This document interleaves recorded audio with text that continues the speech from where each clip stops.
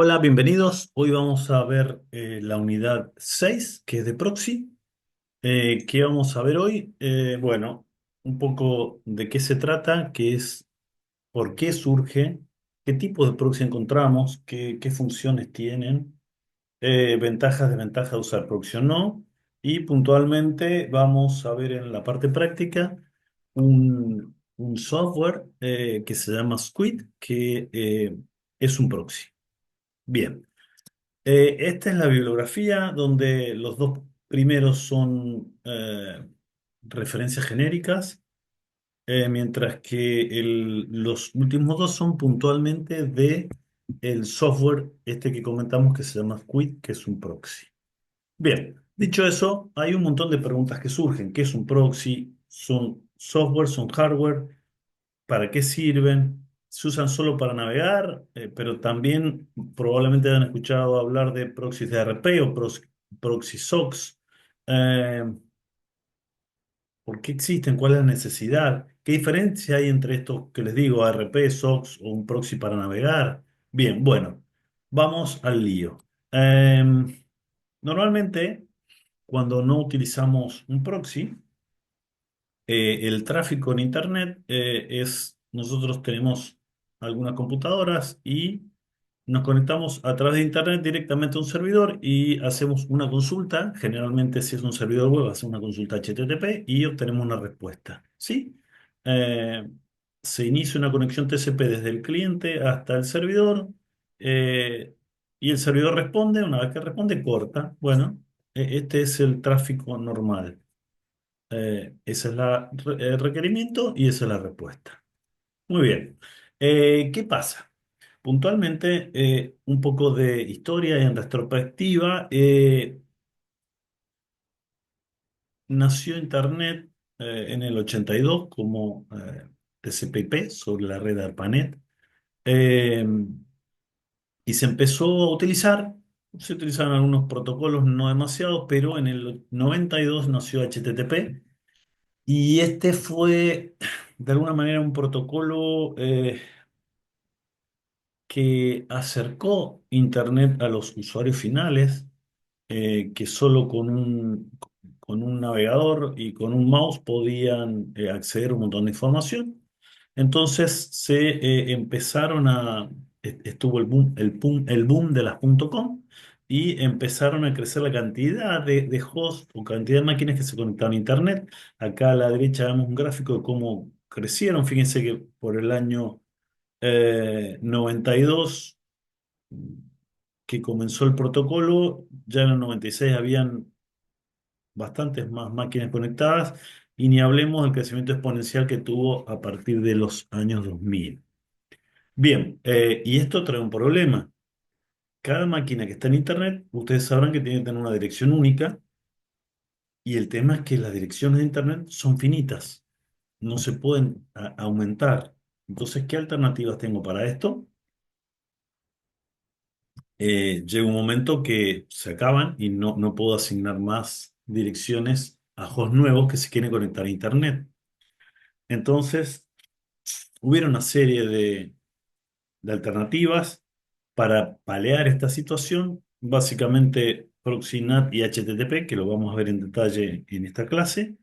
Eh, pero la solución definitiva de este problema es mudarnos a un protocolo nuevo, a una versión nueva de IP que se llama IPv6. En la actualidad se usa IPv4, que tiene una cantidad bastante menor de direcciones posibles. Entonces, como cada host debe tener una dirección, estas se han agotado. Bien. Volviendo a qué es un proxy, dependiendo de qué proxy, qué capa veamos, puede ser un software o un dispositivo que es un intermediario. Actúa entre un cliente y un servidor. ¿Sí? Y lo que hace, por ejemplo, un proxy NAT o HTTP, lo que hace es compartir una única conexión a Internet para un montón de máquinas. ¿Sí? Es un intermediario entre máquinas que están en una red que no tiene visibilidad hacia Internet, o sea, no tienen direcciones de Internet. ¿Por qué? Porque básicamente ya se han agotado. Entonces, Solo con que una máquina tenga conectividad a Internet, podemos utilizar esta técnica, esta tecnología, y esto disminuye drásticamente la cantidad de necesidades o la cantidad necesaria de direcciones IP en Internet. Entonces, eh, Proxy surgió a raíz de la necesidad de poder conectar más máquinas a Internet y no tener direcciones IP posibles. Eh, Acá ponemos un esquema básico donde vemos que tanto los servidores web, este es un ejemplo de la página .com, y los servidores proxy, todos ellos están conectados a Internet, mientras que las máquinas que están acá abajo no están conectadas a Internet y no tienen una dirección pública de Internet, por así decirlo. No es que accedan directamente a Internet, sino lo hacen a través de este intermediario. Y este intermediario es el que se encarga de hacer el requerimiento a los servidores de Internet. Eh, ¿Cómo funciona? Bueno, se imaginarán cuando el cliente hace el requerimiento, en realidad lo hace hacia la computadora que actúa como proxy. Esta computadora toma la solicitud o el pedido de transferencia de página que quiere el cliente, hace el requerimiento real hacia Internet y una vez que tiene la respuesta, se lo devuelve a la máquina que lo había pedido originalmente. Em, de alguna manera, el tráfico será el siguiente. La máquina cliente hace un requerimiento, lo hace al proxy, eh, en esta línea naranja. El proxy se conecta a Internet. La máquina le responde, pero la máquina de Internet o el servidor de Internet le responde al proxy, entonces llega acá y el proxy finalmente se lo reenvía con la línea verde al cliente. Eh, Esto, si bien lo que hace es poner un paso más en la comunicación, me permite varias eh, me da algunas ventajas o algunas características, digamos, derivadas de este mecanismo de funcionamiento. Primero, todas las máquinas que están en mi red local de este lado no son accesibles a Internet, entonces nadie podría conectarse a mis máquinas ni acceder por si tuviesen alguna vulnerabilidad. Entonces me dice que las máquinas son anónimas, digamos, de Internet. Solo se ve que el único que accede o hace requerimientos es la máquina que es el proxy, no los usuarios reales o las máquinas reales. Al estar al medio, podría permitir a quién le dejo acceder a Internet y a quién no. Podría registrar a qué sitios de Internet acceden los usuarios que están de este lado, acá, ¿sí? Eh, Podría revisar cuando responde un servidor si la página esa tiene algún malware o algún software dañino.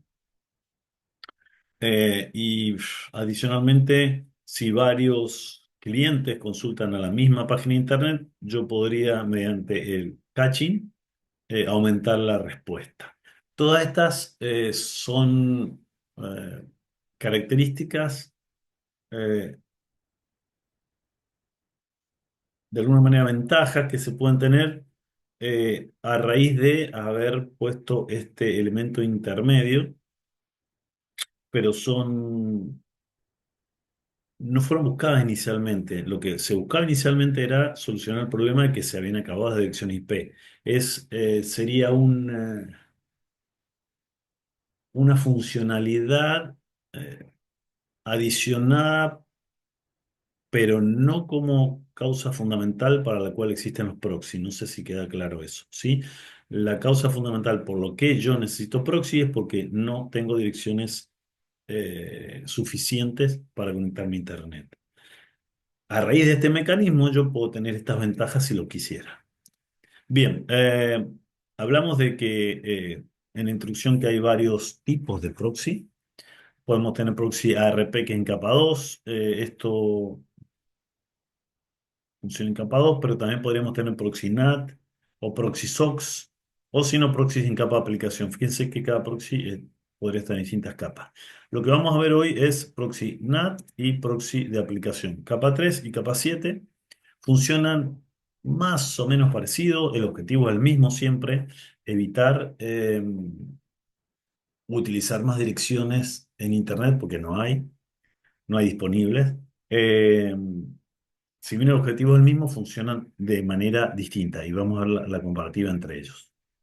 Eh, Funcionamiento NAT. Por este lado, acá arriba, perdón, acá abajo tenemos Internet y acá arriba tenemos una red local, LAN, que tiene direcciones privadas. Fíjense que en el rango 172.16 son direcciones privadas y un cliente decide conectarse a Yahoo. ¿Sí? Entonces, la, dire- le envía un requerimiento y la conexión tiene una IP de origen que es la de su máquina, que es la red privada, y la dirección pública de Yahoo. Esto va al router y en este router tiene un funcionamiento, un proxy NAT. Entonces, el requerimiento llega a este router y acá lo que hace el router hace algo que se llama Network Address Translation. De alguna manera cambia direcciones de red. Entonces, el paquete original que tenía esta dirección IP origen y esta destino cambia su dirección origen. En vez de utilizar la dirección privada, utiliza la dirección pública del servidor NAT, que es esta. Entonces, esta dirección va en el paquete.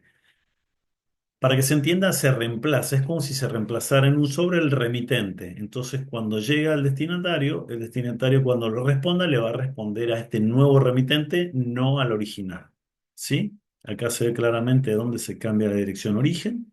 Entonces, el requerimiento llega a Yahoo, por ejemplo, y Yahoo va a responder y responde con su dirección origen, que es la de Yahoo, 209.191.93.52, que es esta, y dirección destino, la dirección del proxy server NAT, que es esta, 217.19.66.2. Cuando llega el paquete, el servidor NAT sabe que es para alguien que está en su red interna, entonces lo que hace, otra vez hace un NAT de la dirección, en este caso, destino. Eh, La dirección origen es la misma, pero la destino la reemplaza por la dirección original del paquete. Entonces, eso finalmente llega al destinatario. Este paquete que origen Yahoo, destino la IP privada, llegará al destino y el cliente va a ver lo que él solicitó de Internet. Bien. Mientras que el funcionamiento de un proxy HTTP es similar. Yo tengo una red privada. Voy a hacer el mismo ejemplo desde, en este caso, otra máquina de la 172.16.01, perdón, de la 176.16.02, y me voy a conectar a Yahoo. El tema es que en realidad la IP de destino no es Yahoo. La IP de destino se configura en el navegador para que sea la del proxy HTTP. Entonces, este paquete va a viajar hasta acá. El destino es este, ¿sí? Acá se ve que llega a esto. Es una conexión entre el cliente y el proxy server. Llega el IP origen del cliente, el IP destino, el servidor. Perfecto. La diferencia fundamental acá es que cuando llega un requerimiento, lo recibe el servidor, él lo que hace es crear una nueva conexión, ¿sí? Donde la IP origen es la IP propia, esta, 102.17.219.66.2, que es la del el proxy server HTTP, y la destino es la de Yahoo, pero es una nueva conexión, es distinta de esta.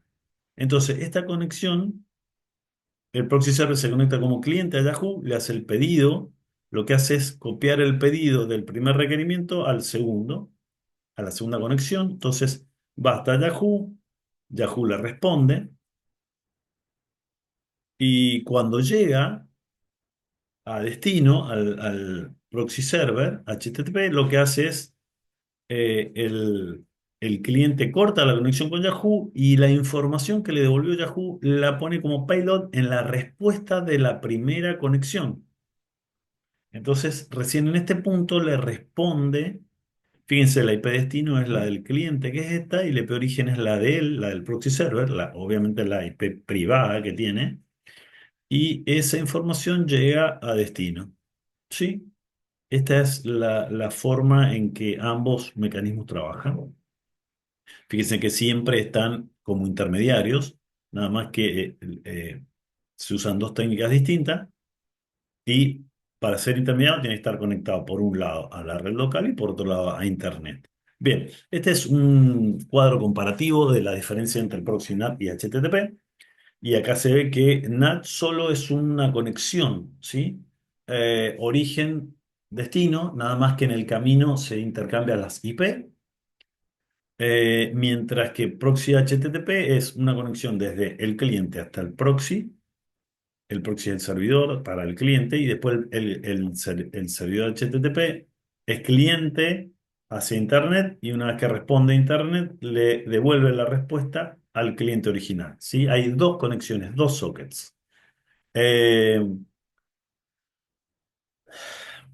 el proxy NAT es más rápido porque esto lo resuelve en capa 3 mientras que el proxy HTTP tiene que ir hasta capa aplicación para leer el requerimiento del cliente y después crear una nueva conexión, meter el requerimiento del cliente y cuando vuelve la respuesta llega a capa 7 de nuevo y se le pone la respuesta al cliente inicial.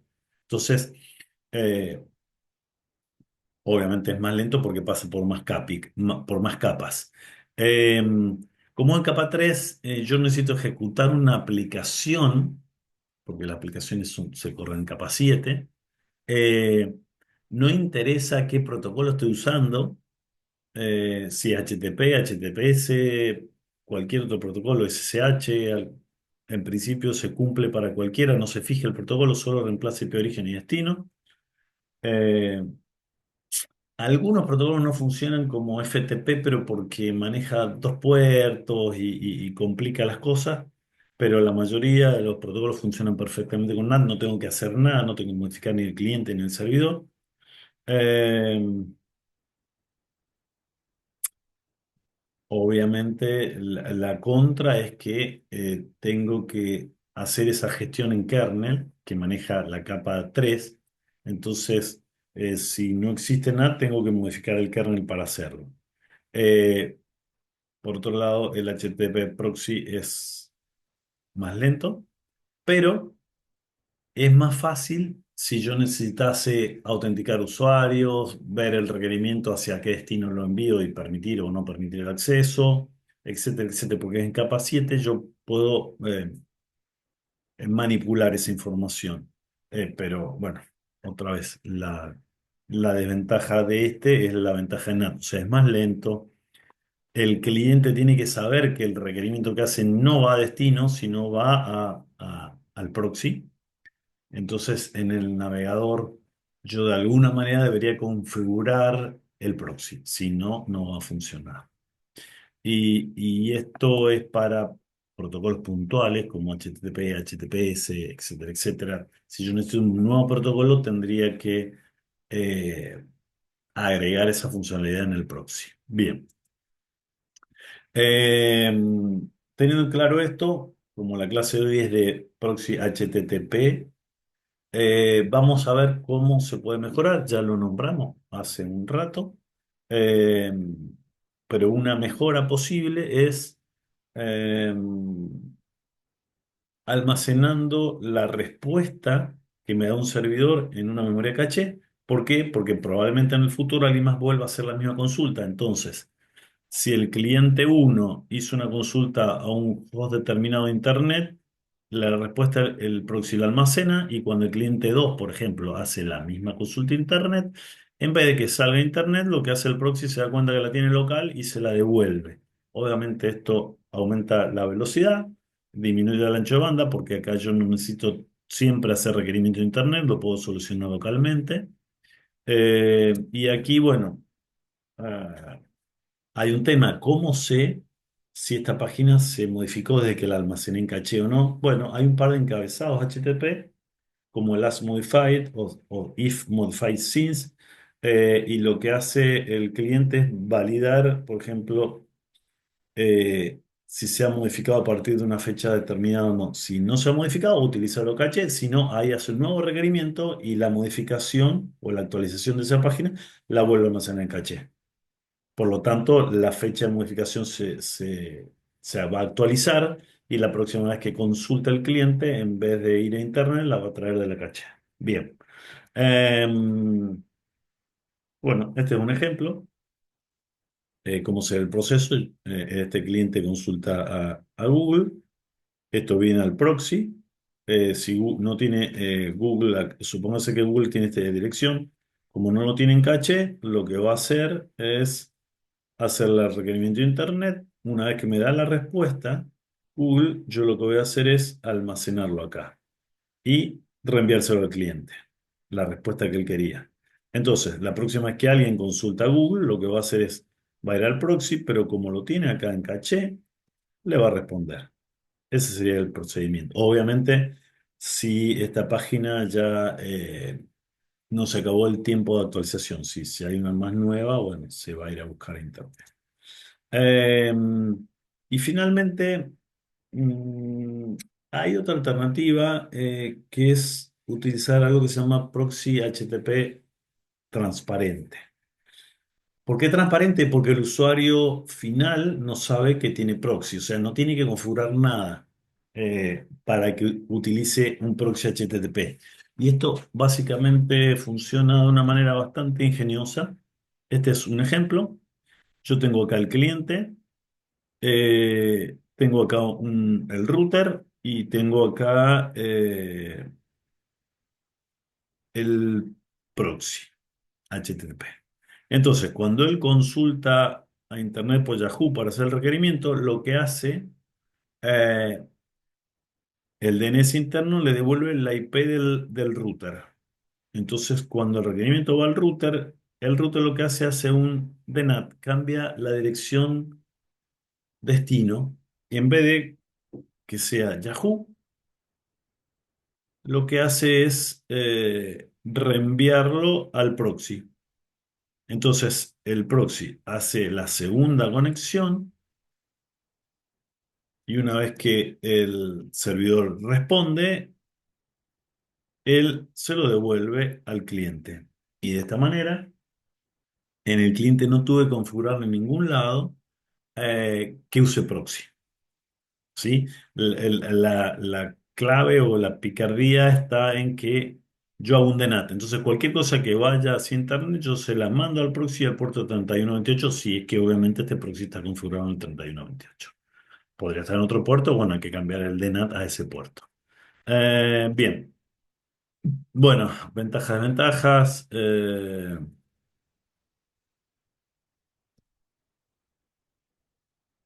Me ahorro tráfico. Bueno, esto ya lo hemos hablado, creo que está repetido un poco. Eh, el uso de proxy me ahorra tráfico, tiempo de respuesta y puedo filtrar contenidos. Eh, y tener trazas de utilización. Eh, y no es anónimo, o sea, desde internet no saben qué usuario fue el que hizo el requerimiento, solo el proxy sabe. Y obviamente la intromisión o la ventaja es que eh, se puede guardar copia de los datos y que también es posible que el proxy dé una respuesta equivocada si la página se actualizó y el header ese no está actualizado, entonces podría dar una respuesta antigua. Eh, bueno, sobrecarga sí, porque yo voy a capa 7. Si el proxy tiene muchos requerimientos, bueno, voy a tener temas de recursos de hardware necesarios. Bien, eso es todo en cuanto al concepto o al marco teórico de un proxy HTTP, ¿sí?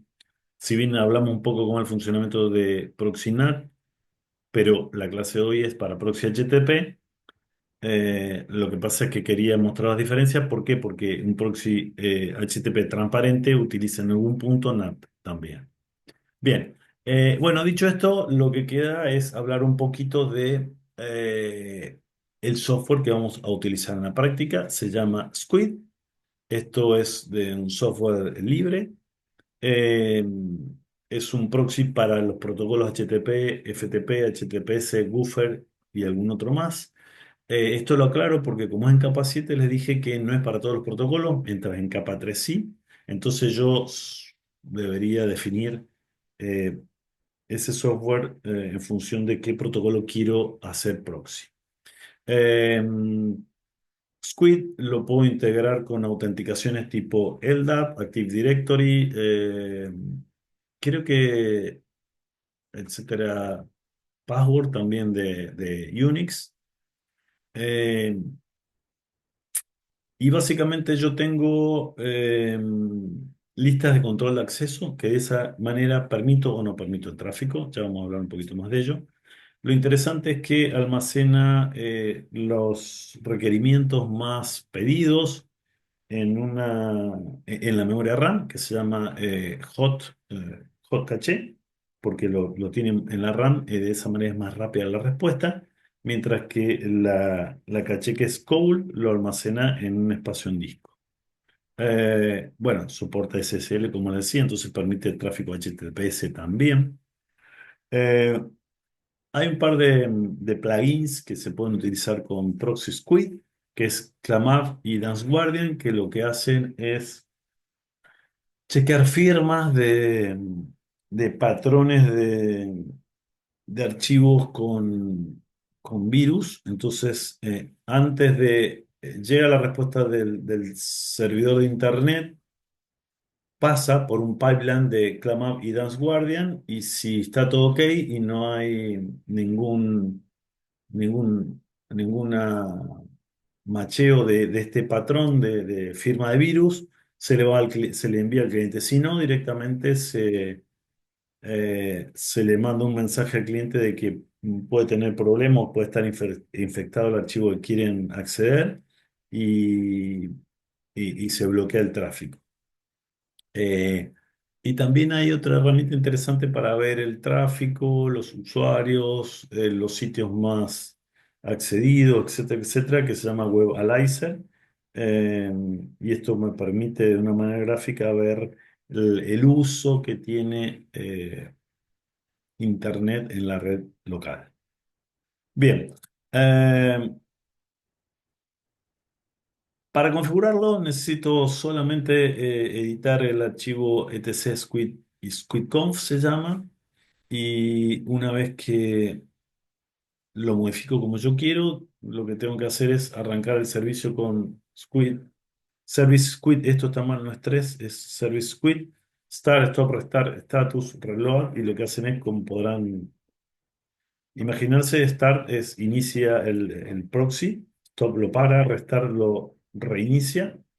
El interesante es Reload, que lo que hace es, sin cortar conexiones, actualiza los archivos de configuración. Entonces, por ahí está bueno hacer el reload. Y Status necesita arrancado o no. Bien. Dicho eso, ¿qué cosas puedo configurar en el archivito barra etc barra squid barra squidconf? Bueno, puntualmente el puerto en el que escucha es la variable http-port. Eh, ¿Cuánto voy a utilizar de RAM para guardar la caché en memoria? ¿En qué lugar se guarda la caché en disco? Ese es el tercero, caché dir. Em, Cuando el servidor bloquea algún sitio, le devuelve una página de estatus o por qué está bloqueado el cliente. Bueno, le va a decir el nombre del visible hostname, que es el nombre del proxy puntualmente. Entonces yo podré configurarlo para que el cliente sepa quién le está denegando el acceso. Puedo configurar en qué directorio va a guardar los logs de errores cuando intento acceder a un lugar que no me deja. Y finalmente, tengo el par de recursos que me sirven para definir y para aplicar reglas.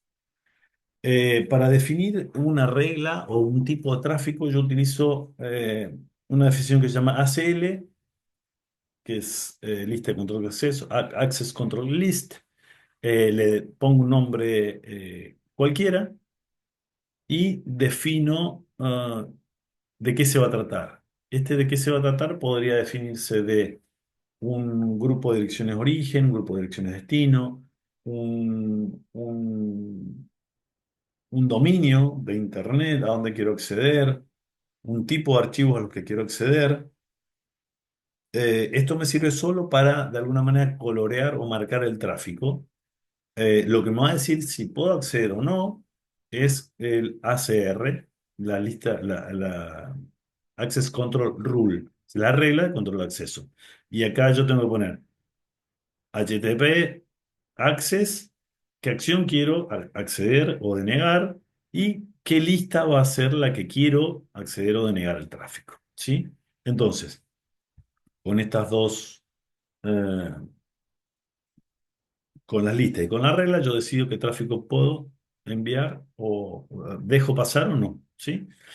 Bueno, y finalmente acá cuando les decía las ACL es el nombre de la lista que yo quiero. Acá pongo algo que puedo poner cualquier nombre, no se tiene que repetir, pero debería ser representativo de lo que define esa lista, ¿sí? Yo puedo poner direcciones origen y las IP, direcciones destino, dominio origen, dominio destino, puedo usar expresiones regulares, puedo tener algún ACL que tenga rango horario entre tal hora y tal hora. Yo defino una, por ejemplo, una CL que se llame horario permitido y después pongo de qué hora a qué hora. Entonces, después con el ACR yo debería poner HTTP Access, aló, si es que quisiera, en ese horario y el nombre que le definí a la lista que creé con time, por ejemplo, y listo. En ese horario me va a dejar eh, acceder a Internet. Eh, acá tipo de archivo que puedo acceder, por ejemplo, si yo no quiero que eh, se accedan a PDF o a archivos tipo Word, no sé, yo debería crear una CL que se llame bloqueo Word, por ejemplo, y acá defino el MIME type que tienen los archivos de Word cuando lo descargo, y en el ACR acá debería decir HTTP Access Denied, bloqueo Word, y listo. Eh, en el ACR yo puedo hacer que se permita o no se permita esa lista y podría poner más de una lista. Por ejemplo, acá nombre lista, nombre otra lista. Lo importante es que, si bien no está puesto acá, va a permitirlo si se cumplen ambas listas. Es una OR entre ambas listas. Perdón, es una AND entre ambas listas, ¿sí? Para que esto me permita el tráfico, tendría que el tráfico saliente coincidir con la definición de esta lista y conseguir con la definición de esta otra lista. Cuando yo pongo más de una en una CR, ¿sí? Es un AND. Bien. Y eso es todo. Con estos conceptos ya podemos arrancar un servidor de Squid y hacer alguna configuración básica. Bien, nos vemos en otra clase teórica.